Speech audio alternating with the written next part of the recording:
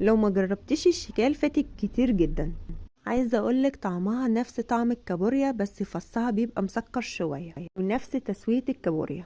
بجيبها واغسلها غسله كويسه واسيبها تتصفى، وبعملها زي الكابوريا بالظبط. بحط بصل شرايح وفلفل وليمون، وببدأ ان انا احط البهارات عبارة عن ملح وفلفل وكمون وبهار سمك او السبع بهارات.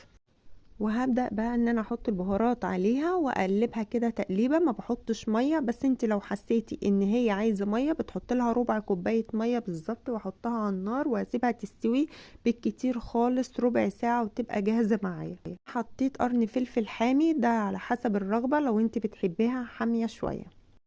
وبعد ربع ساعة ده شكلها، بتقطع الراس وبتفتحها من الجنب وبتاكليها بألف هنا وعافية. لو عجبك الفيديو ما تنسيش تعملي لي لايك واشتراك للقناة عشان يوصل